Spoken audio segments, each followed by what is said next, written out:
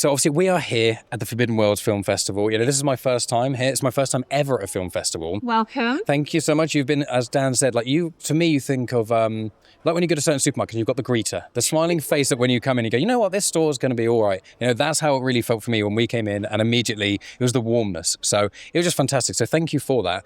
So I'll ask, with film festivals, what was your first experience of a film festival? And linking with that, why are you a volunteer at the Forbidden Worlds? Forbidden Worlds is my first Amazing. film festival. So twinsies. Kind of, full circle.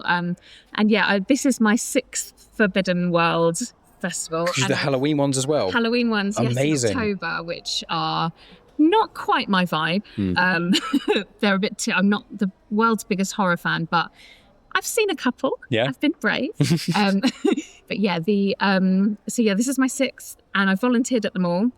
My only experience is volunteering at film festivals. Amazing. Yeah. But yeah, I kind of got into it to improve my confidence, really, and just meet more people and do something a bit more fun out of my comfort zone. And I don't know, I love it. I love it so much. This is a particularly friendly film festival, and I don't know, it's just so nice coming back year after year, seeing faces, and yeah, I love it. It's great. Well, and you're a local Bristolian, and of course this is helping. Bristol's got such a rich film culture and things. There was the documentary, The Big Picture, which Dan and I watched because we were here on that first day. We did a whole review on it. It was fantastic, and learning about the history of Bristol and so many elements of what film means to the city. And then yourself being a local Bristolian, coming here probably makes you appreciate it more in a lot of ways. Yeah, I knew this used to be an IMAX here, but I didn't really know anything more than that because I moved here in 2007, so it the year just of closed. Yeah, you're the reason. Yeah. It's her, guys. It's sorry.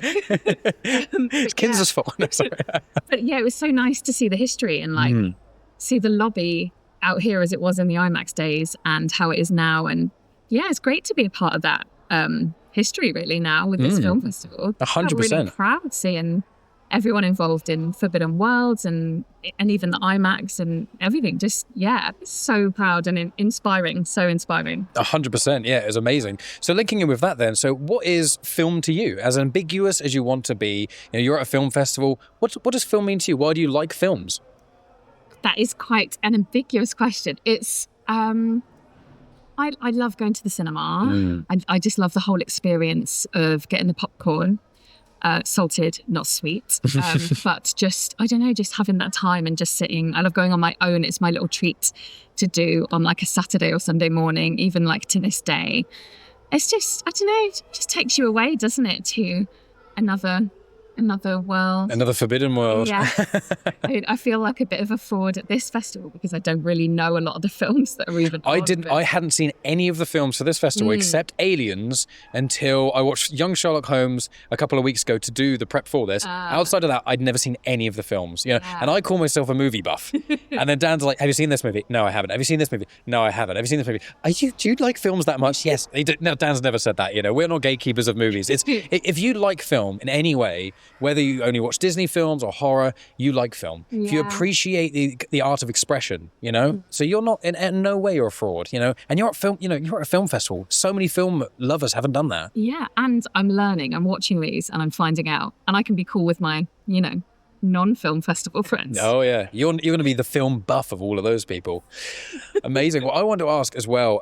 So Dan's already asked a couple of questions about the theme of this festival. But I want to ask. So you said that The Little Mermaid was your third favorite Disney film, or amidst the three from your childhood. Yeah. What are the other two? So the other two, I've got Aladdin and Beauty and the Beast. Oh, amazing. So they're the three. I think I was at the peak Disney age for. Yeah, just, loving it. And the songs are great. I do think they're the top three anyway, but... I mean, to be fair, they are three very good choices. I'm a big fan. I think Lion King is one that often gets thrown around. One of my favorites is Tarzan. I love that. But I think it's the music, isn't it? With Disney films. Yes, phenomenal. And I think the music of Disney really brings a lot of things together. So maybe with your Carrie Fest, maybe you like a film festival, musicals would be something, or even like adjacent musical, alternative musicals, because Disney musicals, in air quotes, fit in that weird gap, don't they? They do. And yes, I love a musical. How did you know? Oh, just a guess. No, I do love a musical. And I probably should have said that for my themed festival actually before, like last year on Dan's podcast. But there's so many great ones, and there's so many cult ones with just the best songs. Like Little Shop of Horrors is one of my faves. Hedwig and the Angry Inch. Like, I love the kind of punky out there musicals as well as like, I don't know, La La Land. Some more recent modern classics. Sweet Charity is one of my favorites that I only saw recently. I've not seen it. It's so good. It's really long, really long. I wasn't quite expecting it, but it's so good, and it's got Rhythm of Life, and that whole sequence is just amazing. And I would love to see that in the cinema. Or this screen, or it's a good shout. Yeah, amazing. And last little question, which is still linking with that Disney theme, which is, with other films of your childhood and things outside of Disney or including Disney, have there been any others that you would love to see on the big screen? That is a very, very, very good question. Including the other three we've already said. We'll say they're the top three, but outside of those, because obviously Young Sherlock Holmes is showing, which is like an alternative kids film, I think. But like any others that you would love to see? Well, I'd love to see all those films from like the 80s that are technically kids films, but are really terrifying. So we had Return to Oz here last year or the year before, and seeing that on the big screen was amazing. So something of that ilk. I missed The Dark Crystal when it was shown here, so I'd love to see that if they showed that again. Labyrinth, that era of like, I don't know, 80s kids, slightly terrifying. It's kind of like the era before the 12A or PG-13 was a thing. So it's like, it's like, you get things like Ghostbusters as well, and you go, is that a PG still? I still find that very scary. Oh, yeah. I have seen that one. Oh. The librarian scene. Yeah. Still. There's a lot of moments, I think in the 80s especially, they had so many things which I think raise a lot of generation of like people who really enjoy horror for some respects, because it's almost like you kind of got the soft horror anyway, in some ways. So maybe you like horror more than you thought, Yeah, I've probably been brought up on it.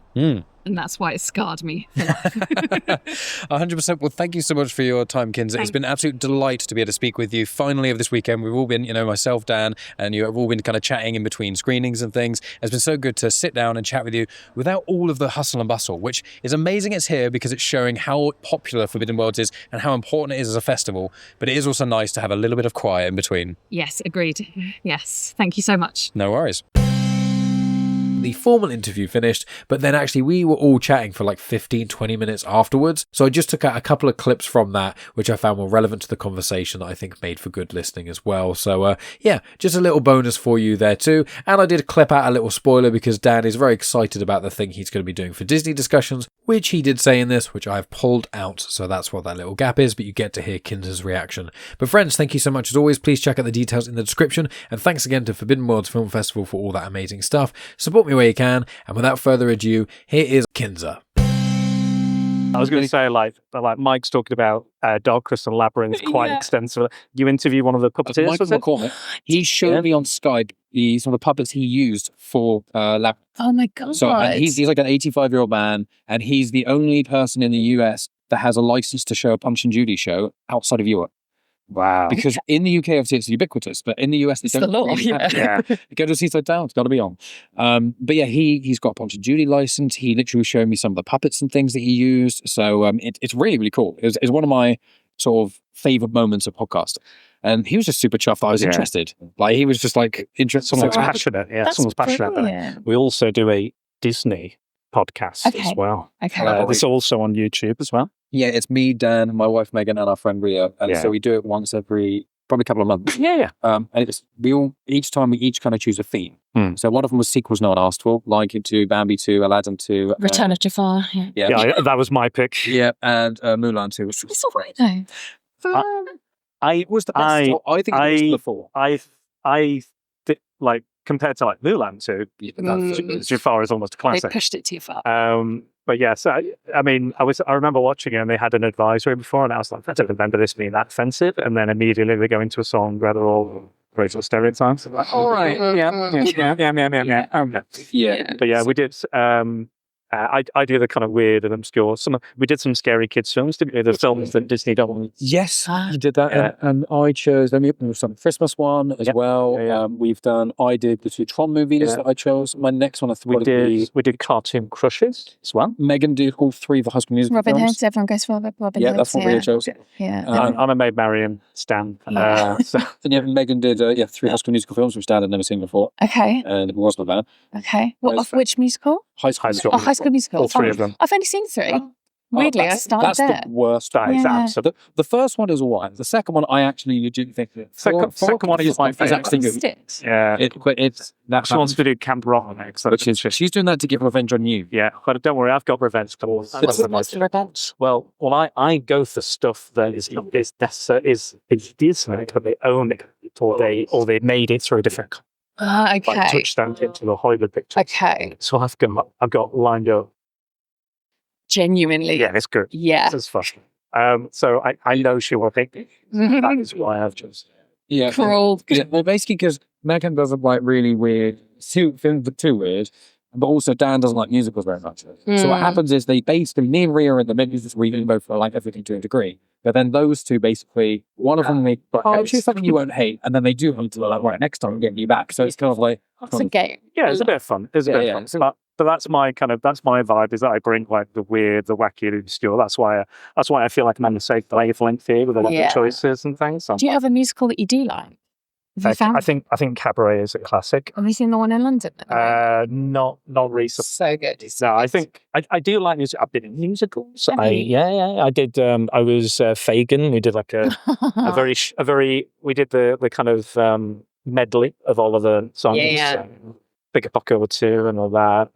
So I don't hate them. I like them as an art film. I've seen But I think for me, I loved Wicked. I thought Wicked. Wicked the film is brilliant. Yeah. Wicked the musical I found really boring, couldn't follow, but I loved the film. the law, without spoiling it, Yes, no But spoilers. I think the law of Oh no, if I run your battery out. it's just something going on. Yeah, it's going on. Sorry, the reason. So I didn't want to be rude on my phone. The only reason was like, there's me with that's my Skepsis. No, that's not skepsis. No, That's that's, the light from Yeah. I couldn't him see. talking about and how excited it is. So it's quite a long conversation. But he was Can like, you send me that? yeah, 100%. Well, I was going to ask We'll you send you all autographs. We'll send you all. Thanks. That was fun, thank you. No, thank you. We are honoured to have you. If you want to support the show, don't forget to subscribe, leave reviews and share on social media. But if you want to go that extra mile, please consider supporting at patreon.com/Genuine Chit-Chat. You will get bonus content every single week, at least 1 episode, often 2. And a big thank you to all my supporters. And those people are Tony, Frank, Margaret, James, Tonya, Brian, Dave, Dan, Scott, Brett, Math, Rhea and Natalie. So thank you to all of those amazing people. Really appreciate every single one of you with all your kind contributions to the show. It really helps me just pump more money into the show and improving many elements where I can, including equipment and things like that. So thank you to every single one of you, and thank you to everyone who listens as well.